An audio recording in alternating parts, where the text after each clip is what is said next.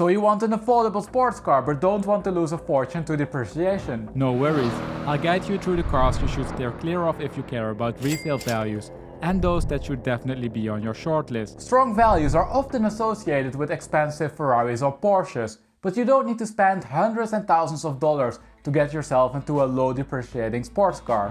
But what is affordable? In this video I'll interpret it as cars that are cheaper than the ones that usually feature on this channel.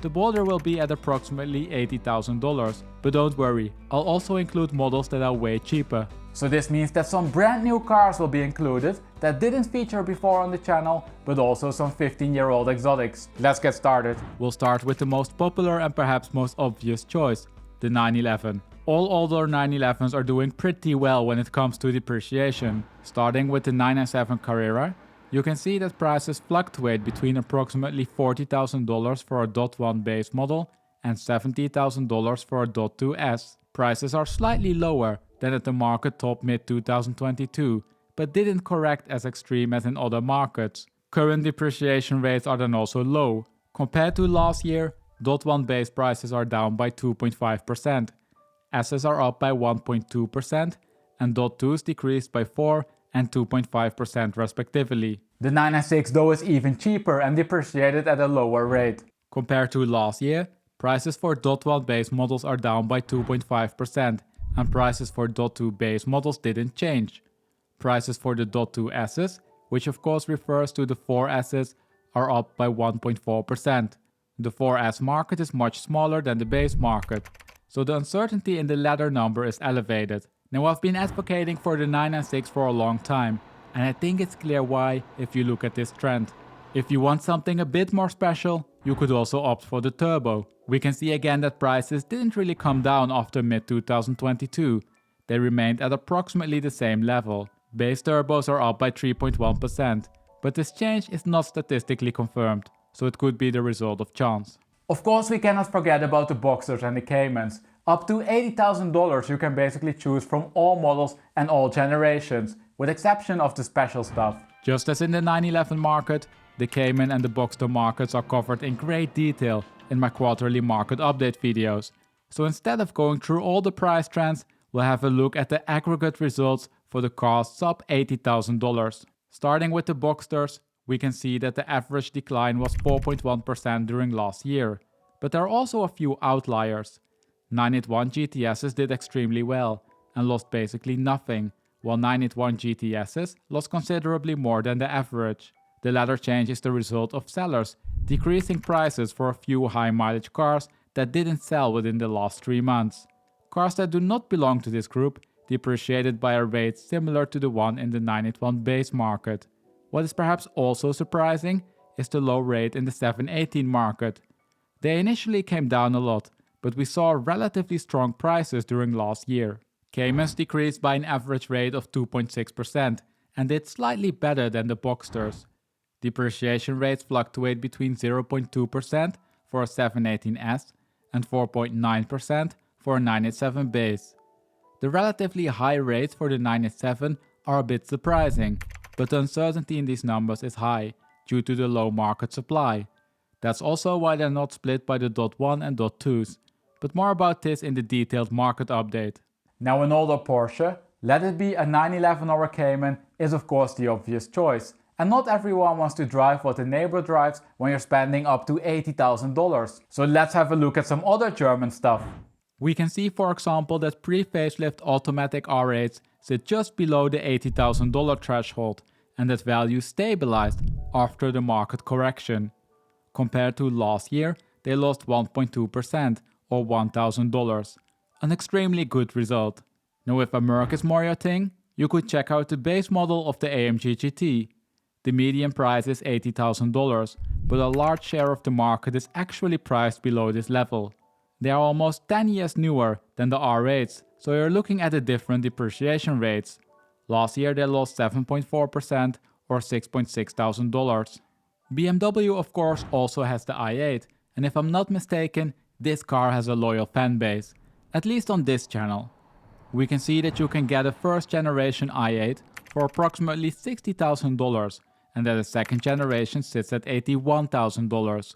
Values decreased a lot from their pandemic price top, and the current depreciation rate is still on the high side. First generations lost 11.6% last year, and for second generation cars this is 9%. Now I wouldn't read too much into these differences. Second generation values were flat during the last 3 months, but I think this has more to do with chance than with these cars bottoming. For the price of an i8, you could of course also get yourself into a previous generation M4. We can see that base models will set you back approximately $42,000 and that this is around $60,000 for a CS or a competition. Base models lost 8.2%, CS is 11.1% and competitions 14%. The base models are of course a bit older and this is reflected in the rates. If you want something smaller, you could check out the M2. But note that smaller doesn't mean necessarily cheaper in this case. The base models of the F87 generation will set you back $41,000, so the same as the previous generation M4. The CS, which are excluded here, sits still well above $80,000. The latest G87 fills the gap between the F87 Comp and the CS. Now in terms of depreciation, you're looking at minus 7.1% on the competition and 10.7% on the base model. The G87 lost 14.4% since June. But let's leave the German cars behind us now and have a look at some other cars. The Evora, for example, cannot be forgotten. You can't get yourself into a GT, but a base, S or 400 should be possible. That is, if you can find one. Evoras are seriously rare. Now rare doesn't always equal low depreciation, but the Evoras held up extremely well. We can see very stable price trends. 400s lost 5.8% during last year, S's lost nothing, and prices for base models decreased by 2.3%. Naturally, the uncertainty in the last two numbers is elevated as the market is small, but more about the Lotus market in next week's video. Another great value for money option in this category is the F-Type. Depreciation rates from new are high in this market. You can already find a new Shape R for less than $80,000. So let's quickly flick through the models. Starting with the recent V8s, we can see a drop of 11.6% in the P450 market and 13.6% in the R market. Moreover, these cars sell relatively slowly, so you should be able to get a good deal on one. Continuing with the latest generation P380 and the 4-cylinders, we can see that prices decreased to $60,000 and $49,000 respectively. This makes them a lot more affordable, but also means that the depreciation rates are high. 4-cylinders lost 17.5% during last year and P380 16.7%. The pre-facelift cars are depreciating slightly less on average, but there are still large differences. We can see for example that V8s lost 8.3% during last year, but that values have been hovering around $40,000 for the last 9 months. SVRs lost 9.4% and R 16.6%. And especially this last number is high given the age of the car. I looked a bit deeper into this and found that this is mainly driven by the recent model years. 2016 cars lost for example 8.3%. Now the first generation V6s are by far the cheapest. You can pick up a base model for $30,000. For the oldest cars we can see a flatter development of the depreciation curve during the last 9 months, but not for the P380s, 400 Sports and P340s. The difference in depreciation rate is then also large. V6s lost 10%, base models 14.2%, P340s 19.1%, P380s 12.8% and 400 Sports 17%. Now finally we have the pre-facelift 4-cylinders. Prices just dived under $40,000 and the depreciation rate during last year was 12.8%. This is roughly in line with the V6s that we just saw. A similar GT-like car that cannot be ignored at this price level is the V8 Vantage. 4-liter models are still priced far above $80,000, but you can get a 4.7-liter model at approximately $62,000 and a 4.3-liter at $44,000. There are of course many different model variants of both engine types, but let's focus on the aggregate numbers over here. We can see that the 4.7-liter lost 10.4% and the 4.3-liter 9.9%. slightly less than the F-Types. A car that's also priced at $60,000 but attracts a completely different buyer is the Alfa Romeo 4C. We can see that price trends followed the market trend to a large extent. A big surge during the pandemic, a top in the first half of 2022, followed by a sharper decline and a flattening. Compared to last year, we're looking at a drop of 4.6% or approximately $3,000. So we covered a lot of different cars now, and we saw that there's an insane difference in the prices, but also in the depreciation rates. We saw that some cars lost nothing, while others lost up to 18% during last year. Now don't worry, I will summarize the numbers at the end of the video so we get a better overview. But before we get there, I would still like to cover some other cars. How about the GR86 for example? A brand new car.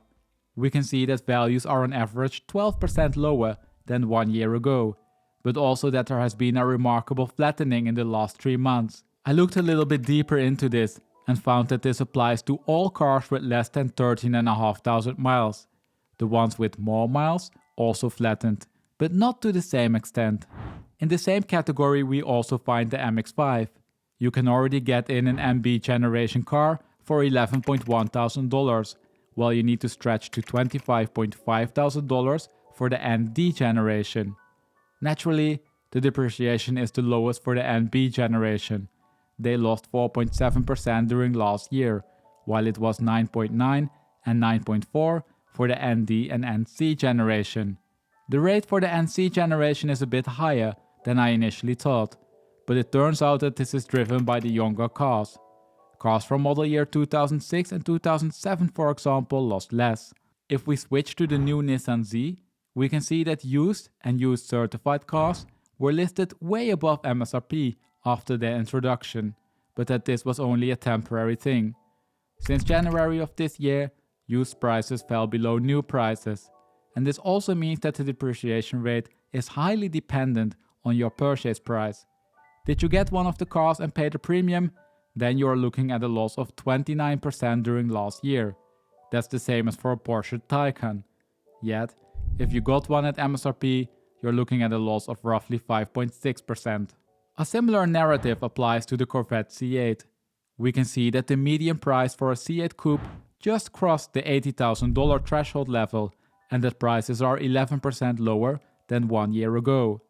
At the moment, it should be possible to find a car at MSRP, but the further we go back in time, the more unlikely it is that you would have gotten one at MSRP. Used prices crossed new ones in the first half of 2023.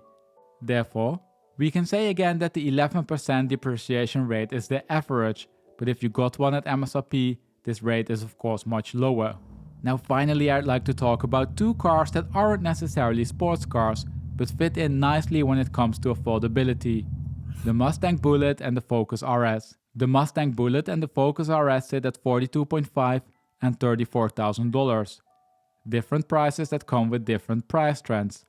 The Bullitt market corrected massively during the last 9 months, after it was stable for a long period. It lost 11.5% compared to 1 year ago. The trend for the Focus RS on the other hand is decreasing more gradually, after they topped mid-2022. Compared to last year, we're looking at a price decrease of 5.6%.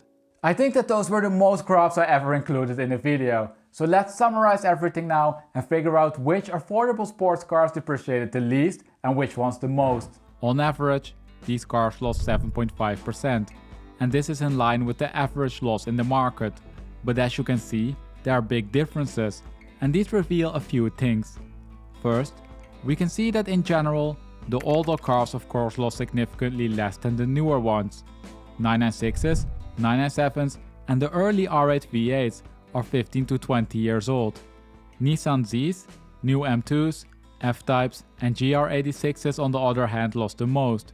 And note that I used the rates including the price premiums for the first two cars. So, is the message that you should buy the oldest possible car if you want an affordable sports car with a low depreciation rate? No, of course not. You need to find a balance that works for you. The older the car, the more likely you need to hassle with repairs and spend money on repairs.